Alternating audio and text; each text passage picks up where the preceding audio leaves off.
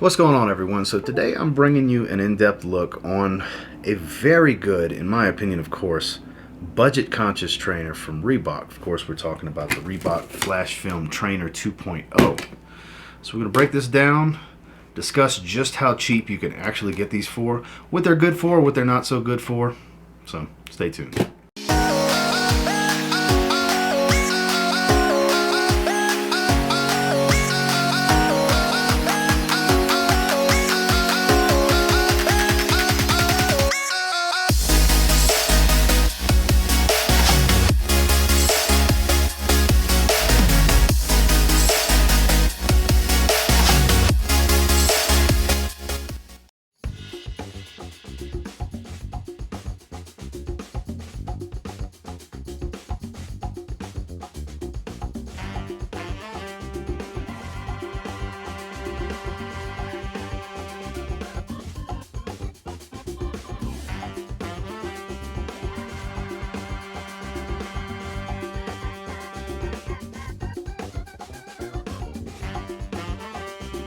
So the Flashfilm Trainer 2.0. So as per usual, we will start off on the bottom of the shoe.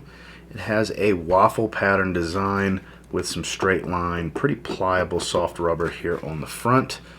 You do have that same type of traction pattern on this medial stability kind of pod that comes up. I say medial, I meant lateral, on the lateral side of the shoe, as well as a little bit more dense but same texture lining on the heel. It is a relatively stable base, but not the most stable of outsoles at the same time. This isn't the most niche shoe. This is more of an all-around trainer, if you will. You can see some of the polyurethane midsole coming through. Speaking of the midsole, like I said, it is polyurethane, so it does have a pretty stout density to it. There's a little bit of rebound here, but it has to be pressurized rather heavily to really provide a lot of responsiveness. They are relatively responsive and relatively stable overall, but it's not extremely responsive or extremely stable. Like I said when we were talking about the outsole, it kind of is good for a lot of things, but not great for any one thing. So the downside to polyurethane, this is what was used in the earlier model Air Jordan shoes, the 1, 2, 3, 4, and so on. They will deteriorate from moisture over time, but while it is still stable and usable, like I said, it does provide a decent amount of responsiveness and stability. Moving into the material, looking at the toe box, this is kind of a knit material that does breathe and flex pretty well and does have a good bit of durability. It's actually quite a thick and tough material. You can see the outsole rides up the toe pretty well and still has that traction pattern, for really good for toe off movements and stuff like that. If you're doing hit style training, class work, stuff like that, these shoes are actually quite good for things like that. Moving into the lacing system, so you will see on the medial and lateral side this extra synthetic overlay that goes over kind of where the metatarsals are, like right past the metatarsals. Your metatarsals are going to be right in this area past it. So it does lock down the lower portion of the midfoot very well. So wide footers, you may have a bit of an issue with this because it's quite firm and it provides a lot of stability on the medial and lateral side as far as side to side movement. So this shoe is very good for that because of the lockdown that it does provide. Then you have standard eyelets with a different heathered look to the texturing. It is a booty style shoe, so it is a nice snug sock like fit. Moving into the back, there is a little bit of a heel cup that comes up to where the logo wraps for the texturing, but it's not the most stable and sturdy. But the material, you do sit into the midsole a little bit, as you can see right about where the indention is where you're riding on the midsole. So you do have a little bit of this midsole coming up with the heel cup to kind of help with side to side movements. Heel slippage was not an issue for me. This is quite the padded Achilles area right here. It's very flexible, but still very padded and snug and secure at the same time. And then you do have an ortholite insole that I believe is not removable. Yeah, it's not removable. It's glued in there. If you want to fight it to tear it out, you absolutely can. If you need certain orthotics for certain arch type support and everything like that. But as far as the fit, like I said before, narrow, very narrow in the lower portion of the midfoot. So if you have wider feet, you may want to go up half a size, or you will need some extra break-in time because the material will break in. It does have more of an athletic style fit where it's a bit more narrow in the toe box as well. So again, like I said, if you have wide feet, this may not be the best option for you. I would definitely try these on. I wouldn't just buy them online. Go to a Reebok store or something like that, or somewhere that carries these shoes, and try them on first if you have wider feet.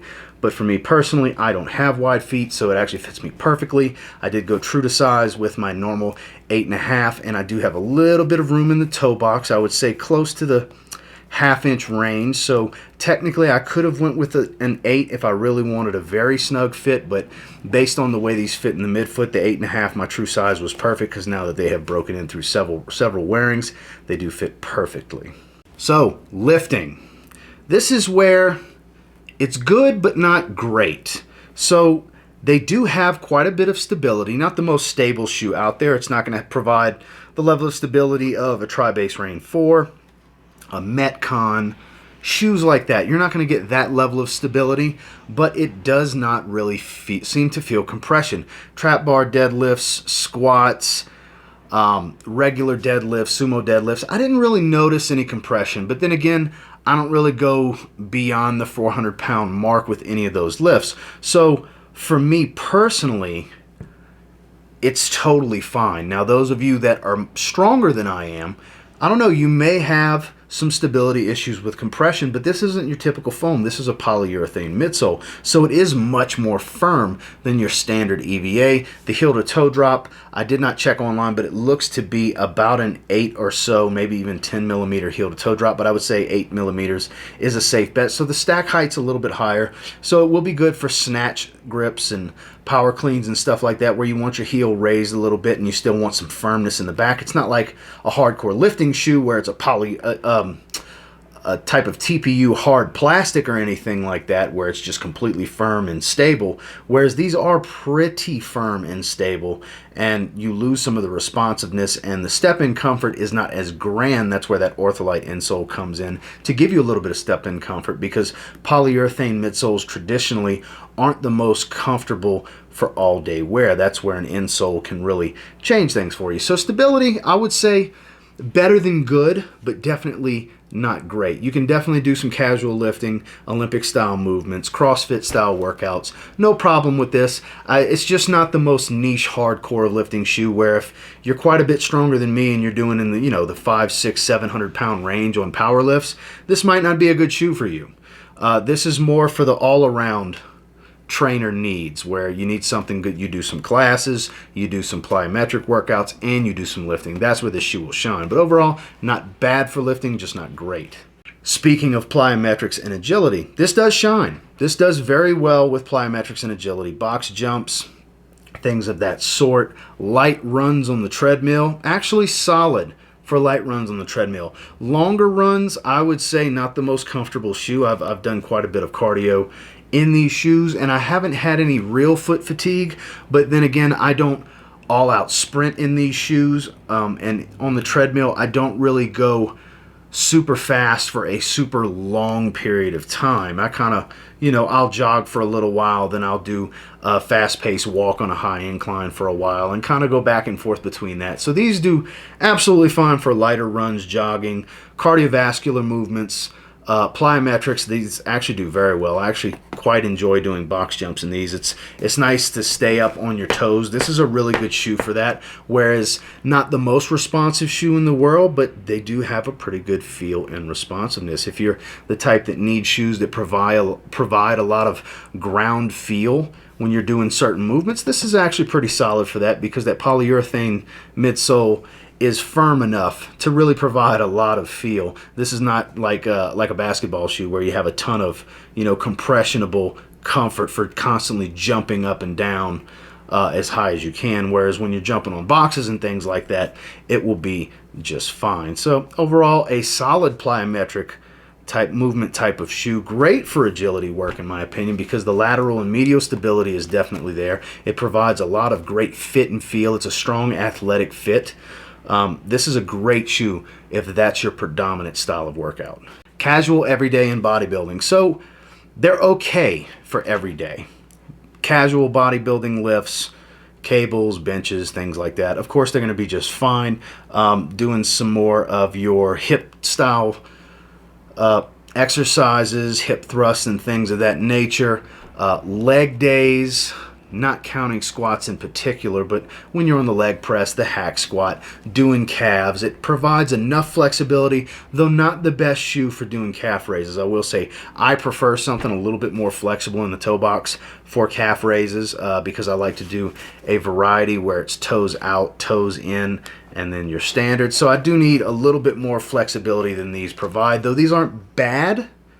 These just are not my ideal choice for leg days specifically. Like I said, they do fine on the leg press and hack squat and squats and front squats and things like that. They're fine for that, especially for the weight I do with squats. But that's the one knock I can say as far as your bodybuilding style movements on leg days is not the greatest flexibility for a variation of calf raises. I would definitely want to look elsewhere. It'll work. It'll do just fine. I'm not saying you need to change your shoes to do something like that by any means, but if leg days are super important to you, you're the type that trains legs twice a week, this is probably not going to be the best shoe for you. This is more for the casual all-around lifter that needs a shoe that's kind of good at everything but not great at any one thing. Price and my final thoughts. So the price is where this shines. I got these for $34.95 from Reebok's eBay account, official eBay account. You can find them regularly in the $50 to $60 range. That's what makes these worthy of checking out, because for the price, it's a great lifting. It's a great overall fitness shoe. It's not a great lifting shoe. It's not a great agility and plyometric shoe. It's not a great casual everyday shoe. But it's good at all of those. It will get you by just fine, comfortably and efficiently for all of these different style workouts. It just doesn't excel at any one particular thing. If you need something that's more stable, you would want to go with something along the Metcon line. If you would want to go with something that's better for plyometrics and agility, the Metcon React Metcon Turbo, my favorite shoe for that type of stuff. The Tri-Base Rain 4, great for that stuff. The Project Rock line, great for that type of stuff. And casual walking around every day, I would want something like the Nano Flex from Reebok, where you do have a higher stack height heel to toe drop. You have that 8mm heel to toe drop, so you have the step-in comfort. It's a softer EVA foam. It has a lot more flexibility. That's a better shoe for every day. Like I said, this is okay. It's good for pretty much everything. It's just not great at any one thing. But because of the price point, it might be a great option for you guys. And there's a lot of really cool colorways. Aesthetically, if you like Reebok style of shoes, they actually have a lot of... The only reason I even bought this colorway is because it was the cheapest. I was cool with getting the black, gray, and red to get it for $35. There's a blue colorway that I really like that's got the orange right here, 2 tones of blue. That's a really dope color. But they have a lot of cool colorways because at the end of the day, if you don't like how the shoe looks in the first place, doesn't matter how it performs, most people aren't going to purchase it because you want to have that toe down look is oh so important to a lot of people. So overall, I think it is a great budget option for those of you that don't want to spend a lot of money, but you want a shoe that can do just about everything. The Flashfilm Trainer 2.0 can do just about everything. Well, that is my in-depth thoughts and experiences with the Reebok Flashfilm Trainer 2.0. And until next time, do me a real favor, go ahead and like, comment, subscribe. Still appreciate all the feedback, and I love hearing from you guys. How many of you have seen these, were curious about them? I mean, if you're curious about them, you probably would click this video in the first place because you may be looking for more information on them. They're decent. Are they great? No. Are they good? Yeah, absolutely. They're good at just about everything, like I said before. But they're not great at any one thing. But if you can find these for $35 brand new from Reebok, like I did, you're looking for another training shoe and you don't want to spend a lot of money, you could do a lot worse for your feet than getting these. And until next time, I will say, if you get these and you implement them into your workout style, who knows? You might end up thanking me later. Y'all have a good one, guys.